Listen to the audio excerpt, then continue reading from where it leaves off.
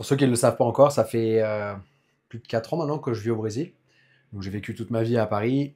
Et il y a une chose que j'ai appris depuis que j'ai repris la compétition, enfin que le Brésil m'a enseigné, leur façon de voir les choses par rapport à la compétition, euh, qui en fait a complètement changé ma façon de voir la compétition. Et donc je voulais partager ça avec vous.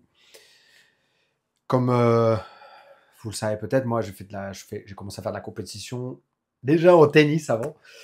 Avant de faire la lutte livrée, je faisais du tennis. Et donc j'ai toujours fait de la compétition. Et d'ailleurs, je me pose des questions un peu sur la compétition et à me demander si pour un enfant, vous me direz ce que vous en pensez, mais est-ce que c'est plus naturel de commencer de la compétition? En vrai, j'ai l'impression que chez les enfants, ça se pose pas, on se pose pas tellement la question. Je vois mes enfants, tout de suite, ils ont voulu faire une compétition. Euh, et chez les adultes, la question, elle se pose plus. Et je me demande si, est-ce que c'est parce que quand on est adulte, le regard des autres est plus important, ou est-ce que quand on est adulte, ouais, on a plus d'ego, on a peur de ce que les autres vont dire après, on a peur de l'échec. Est-ce qu'il y a ce côté-là aussi quand on est adulte, et est-ce que c'est pour ça? J'ai pas tellement réfléchi à la question. N'hésitez pas à me dire, vous, si déjà vous avez une petite idée là-dessus. Puis peut-être qu'il y a des choses déjà sur Internet, enfin des études ou autres, des philosophes qui ont parlé un peu de ça. Donc n'hésitez pas à me raconter. Mais bon, bref, tout ça pour vous dire que voilà, depuis tout petit, je fais de la compétition. Donc je faisais en tennis avant, même tennis de table, des sports rien à voir avec les sports de combat. Et du coup, bah, quand j'ai commencé, donc j'ai commencé en fait avec le jiu-jitsu brésilien, j'avais 12 ans. Et donc très rapidement après, bon j'ai raconté ça sur une autre vidéo, mais très rapidement après, je suis passé à la lutte livrée. J'explique ça dans une autre vidéo, si ça vous intéresse, je reviendrai sur ce sujet-là. Mais, et en fait, quand j'ai commencé, bah, à peine je suis arrivé, on m'a déjà proposé de faire une compétition. Bon, déjà, je trouve ça, aujourd'hui, c'est pas quelque chose que je proposerais, déjà, à un élève qui arrive, qui est là depuis un mois ou deux. Et donc vraiment, littéralement, je me suis inscrit, je crois, en septembre, octobre, et j'ai fait la compétition en novembre. Bon, bah, par chance, je sais même pas comment, j'ai passé un tour et je me suis fait soumettre en 30 secondes en finale. Bon, à l'époque, le niveau, il n'était pas fou, hein. Je crois que la personne que je prends en finale, d'ailleurs, c'est quelqu'un que j'ai retrouvé plus tard à la fac. Mais on n'est pas bien sûr, en fait. On sait qu'on. Enfin, lui, ça lui dit quelque chose, moi aussi. Ça, c'est très bizarre aussi, c'est très marrant. Donc, peut-être que j'ai retrouvé mon premier bourreau. Bref. Donc, voilà, donc j'ai fait de la compétition tout de suite. Et donc après, bon, après j'ai commencé à prendre les choses un peu plus au sérieux et puis j'ai commencé à faire vraiment, euh, à me préparer vraiment pour faire de la compétition, surtout quand j'ai commencé à faire de la lutte à livrer avec Flavio. Et en fait, donc au début on veut exister, on veut prouver, euh, on veut exister quoi, on veut exister dans ce milieu, on veut prouver, donc on fait les choses avec beaucoup d'envie, beaucoup de passion, beaucoup de haine aussi. On a envie de gagner vraiment. Euh, et quand on gagne pas, on est très déçu. Et en fait, bon, toutes ces années-là passent. Et donc, en fait, je me rends compte que j'ai pas profité autant que j'aurais dû profiter de mes expériences en compétition. Euh, Parce qu'on se focus beaucoup trop sur le résultat. C'est pas forcément sur ce sujet-là que je veux venir là après, mais euh, c'est vraiment ça. Je me suis rendu compte qu'aujourd'hui, que j'ai pas assez profité et que j'ai pas assez vécu les choses intensément, en fait. Parce on est beaucoup à la recherche du résultat et de ce qu'on a envie, enfin, et d'exister dans ce milieu, etc. Puis après, une fois qu'on existe dans le milieu, bah, on essaie juste de survivre et de rester, comment on dit ça en français, j'allais dire résilient, mais c'est pas résilient. Euh, Bref, on a envie de rester actif et continuer à gagner. Malgré que justement, maintenant il y a eu une période où je gagnais toutes les compétitions, que ce soit en France ou en Europe. Ça a été peut-être pendant 2 ans, 3 ans, je perdais pas une seule compétition et toutes les compétitions dans lesquelles je rentrais, je gagnais. Et donc c'est essayer de survivre alors que les gens ils sont derrière nous comme ça en train de nous viser. Donc c'est pas facile. Et puis ben, un jour ou l'autre, normalement, on tombe, hein.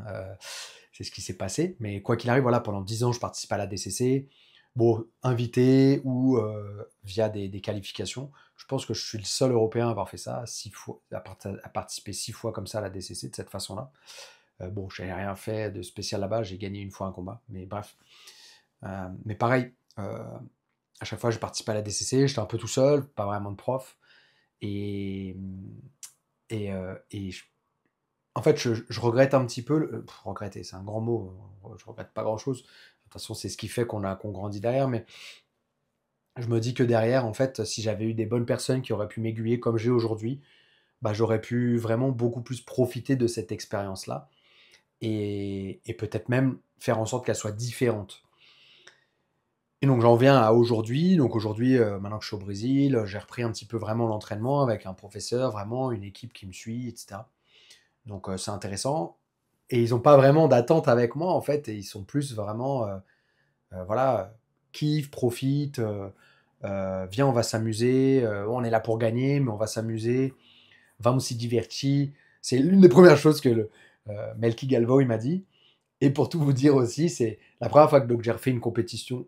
En fait, la première fois que j'ai fait une compétition vraiment avec eux, alors j'ai fait avant, il y avait Diogo qui était avec moi et tout dans mon coin. Bon, j'ai perdu, perdu, perdu. Et en fait, ça faisait un moment que je passais pas un tour en compétition. Je passais pas un tour. Et en fait, donc depuis avant le Covid, je pense. Et après, il y a eu le Covid, et puis bah, après, ça m'a vraiment éloigné des compétitions, de l'entraînement et tout ça. Et quand, on est parti à l'ADCC, Open ADCC à Natal, donc dans le nord du Brésil, on est partis ensemble. Et donc, en début de compétition, je dis à Melky, Melky, enfin, Mestré, il faut que je gagne un combat, là, c'est pas possible, je peux pas rester comme ça. Il m'a dit, vas-y, on va tout faire pour que tu gagnes un combat et tout, machin. C'est parti. Et en fait, je me suis inscrit en master et en adulte. Et master à la DCC, en fait, c'est 35 ans et plus. Et en fait, au premier tour, je prends un mec, bah vraiment, bon, il était en expert, mais il était, je pense, déjà pas du tout en forme physiquement. Bref, c'était bon, pas à mon niveau, quoi. Et en fait, quand on le voit arriver, Melky, donc le Mestré, il dit c'est bon, on va le gagner ce combat-là, on va le gagner ce combat-là. Rigolo, bon, attends, avec du respect, mais c'était marrant, quoi. Bon, je gagne le combat en 30 secondes, je finalise mon adversaire rapidement. genre, genre, il était content, comme si j'avais gagné la DCC, quoi. C'était marrant. C'était marrant. Puis après, bon, je fais une bonne compète quand même, qui était une bonne compète finale de reprise. Et puis après, bah, c'est ça qui m'a un petit peu relancé dans la compétition, même si aujourd'hui, ma priorité n'est plus la compétition. Mais en fait, donc ce que m'a appris le Brésil, donc déjà, ça, c'est ce que m'a appris plutôt le Mestre, Melky et tout. Mais ce que m'a appris le Brésil aussi, c'est que quand j'ai fait mon Open à, à Rio, je crois que c'est le dernier Open que j'ai fait, Open IBJF, je suis arrivé en fait en Nogi, il n'y avait personne. Enfin, le mec n'était pas là, malheureusement, il avait raté son bus pour venir faire la compète. Donc il était là le lendemain pour le kimono, mais pour le sans kimono, il n'était pas là. On n'était que deux. Et en fait, donc bah, au final, alors j'ai galéré aussi pour le poids, il y a eu un problème avec la balance. C'était la balance, elle pesait 500 grammes en trop. Ils m'ont disqualifié. Après, au bout d'un moment, ils ont quand même été réparer la balance, qui a fait que je suis revenu. Je dis, mais attendez, je comprends pas. Voilà, il y a ce problème-là et tout. Ils ont dit, bon, bah, ok, toi, tu passes. Enfin, c'était un bazar, pas possible. Et, euh, et du coup, bah, j'attends. Le mec, il vient pas. Et donc là, ils disent, bon, bah voilà, t'as gagnant, t'as gagné tout. Et en fait, bon, j'avais déjà compris l'état d'esprit et j'avais déjà assimilé le truc, mais c'est pour vous expliquer un petit peu que, en temps normal, avant, je serais même pas allé chercher la médaille, en fait. J'aurais même pas voulu de la médaille. J'aurais dit, bon, c'est de la merde, vas-y, on verra demain. Et en fait, cette fois-ci, bah, je suis allé chercher la médaille et j'étais content de l'avoir. Pourquoi?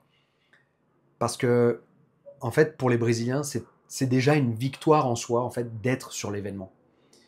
C'est toutes les épreuves. En fait, de pouvoir être capable d'être à une compétition, ça veut dire que bah, on a l'argent pour le faire. Donc on s'est battu financièrement pour pouvoir y aller. On y est allé, donc on a pris une journée de son temps. On a peut-être pris le bus, on a peut-être pris la voiture, on a fait un voyage pour aller à la compétition. On a perdu le poids. Ok, on a perdu le poids, on a perdu 1, 2, 3, 4, 5 kilos. Donc on a fait un régime. On s'est entraîné, on a fait de la prépa physique. Enfin voilà, il y a toutes ces choses-là en fait qu'on a fait, on a fait tous ces efforts-là pour pouvoir combattre ce jour-là. Et en fait, bah, si la personne n'est pas là, bah, c'est pas grave, c'est comme ça. Et en fait, malgré tout, c'est déjà énorme de pouvoir être là. C'est déjà une victoire, en fait, de pouvoir combattre. combien il y a de personnes sur Terre qui peuvent se permettre de combattre à une compétition? Très peu. Il y en a pas en pourcentage, je sais pas si c'est pas moins de 1%, je sais pas. Mais c'est très peu de personnes qui peuvent se permettre de pouvoir aller à une compétition, en fait. Et c'est ce que les Brésiliens m'ont enseigné et je voulais le partager ici avec vous parce que je pense que c'est important. Il y en a beaucoup qui se mettent énormément de pression en compétition et peut-être comme moi à l'époque, quand il y avait que un ou 2 mecs dans la KT, bah, on n'était pas content. Même des fois, on voulait même pas y aller ou, on gagnait le combat, le mec était pas au niveau et on se disait: «Ah, c'est de la merde» et en fait, c'est ce que je dis aussi aujourd'hui aux jeunes, souvent je parle avec les jeunes Prigents qui étaient amateurs et maintenant qui passent en professionnel et que voilà, je les félicite à chaque fois qu'ils gagnent un combat, puis à chaque fois: «Bon, ouais, mais le mec était pas forcément au niveau, ah mais si». Je dis: «Non, non, mais tu t'es entraîné, tu as perdu le poids, tu as fait la semaine, la fight week, tu es monté dans la cage». Combien il y a de personnes qui montent dans une cage? Combien de personnes? C'est pour ça que je dis toujours qu'il faut respecter ces gens-là. Peu importe leurs résultats, peu importe ce qu'ils produisent derrière. On doit les respecter. Ils font quelque chose que même pas 1% des gens de la planète le font, quoi. Ils font partie des 0,001% de la planète qui rentrent dans une cage et qui vont pour se battre devant des gens et qui acceptent peut-être même, enfin, qui acceptent le risque de se faire battre devant un public, devant des gens qui les aiment. Moi, quand je suis rentré, pour ceux peut-être qui étaient là quand j'ai combattu face à Peter Frank, au début, j'avais refusé le combat. J'avais refusé, je voulais pas faire le combat parce que je savais que c'était un bourbier et je savais que moi je revenais de 2 mois de quasiment pas d'entraînement. Bon, entraînement vraiment en mode loisir parce que c'était les vacances scolaires des enfants. Je me suis quasiment pas entraîné chez Melky et au moment où on m'a proposé ça, je venais tout juste de reprendre l'entraînement et le combat c'était 5 semaines après, 6 semaines après. Moi j'ai plus 20 ans, donc il y a déjà le temps de relancer la machine, le temps de refaire du cardio, le temps de faire tout ça. Je savais que je pouvais arriver prêt au combat, mais c'était aussi pour moi au début un manque de respect pour lui. Après, quand j'ai vu que lui, il avait très envie, parce qu'il savait que ça allait être un bon match-up pour lui, mais aussi parce que bah voilà, on allait faire la com qu'il fallait sur Internet pour que les gens ils aient envie de voir le combat. Il savait quand j'allais jouer le jeu, et je savais aussi qu'il allait le jouer, et je savais aussi que c'était un beau défi pour moi. Mais mais voilà, et du coup, la semaine du combat, j'étais vraiment content d'être là, quoi. J'étais content parce que je savais que j'avais fait tout ce qu'il fallait pour être là et tout ce qu'il fallait pour peut-être produire un bon combat. Ça s'est passé comme ça, encore une fois, bon bah c'est comme ça, c'est du haut niveau chez les masters. Il est plusieurs fois champion du monde, en kimono, sans kimono, c'est pas une merguez. Et c'est pas forcément qu'il est. Si on s'entraîne, je suis persuadé que ça sera jeu égal. Peut-être que je le soumettrai, il me soumettra, comme ça s'est passé au combat. Mais je suis persuadé qu'on fera un jeu assez égal. Mais en compétition, il a beaucoup plus d'expérience que moi. En ce moment, il est beaucoup plus dans le rythme.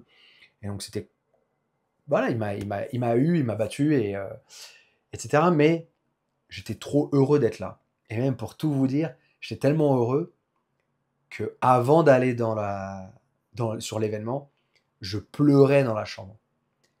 Je pleurais parce que je sais très bien que ça va s'arrêter un jour tout ça et que je suis plus proche de la fin que du début.